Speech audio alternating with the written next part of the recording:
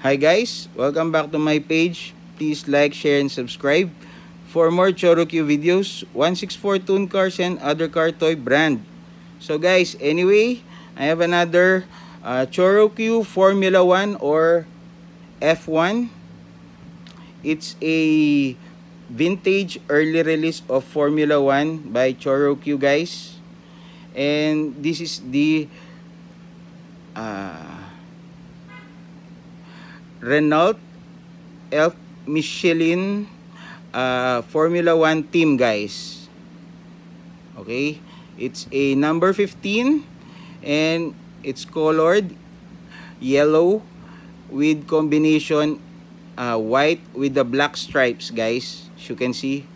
And this particular model guys is the early release with the bigger wheels and a low profile tires that it's kind of bit hard to find guys. Chorokyu released this a short time only guys. I think in the early days of production guys. So as you can see, it has a original Japanese design wheels and a low profile tires, which it has a Dunlop, still Dunlop guys, original, although as you can see it's starting to bit saggy guys because it's a vintage. Overall the car is in pristine condition and very good guys. And it has no what they call this, this car is not been played, no markings that this one had been played guys. So at the bottom guys, it says Chorokyu High Grade F1, as you can see, number 06E Renault RE30B, and it's made in Japan guys. And Chorokyu released this one in 1984, as you can see, 1984 Japan. So guys, still it's made in Japan and it's the early release of Chorokyu.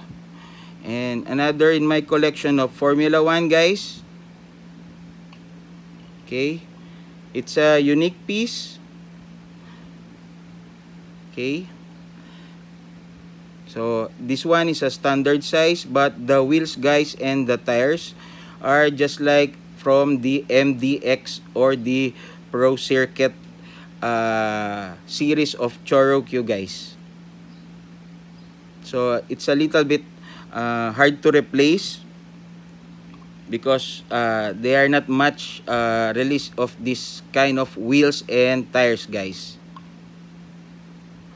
So that's it. Again, this is a Chorokyu. It's a 1984 Renault Elf Formula 1 team race car, and it's still original Japan because of the this one is the early release or the first version of Chorokyus guys. Okay, that's it guys. Hope you like my video. Thank you very much. Please like, share, and subscribe. And from my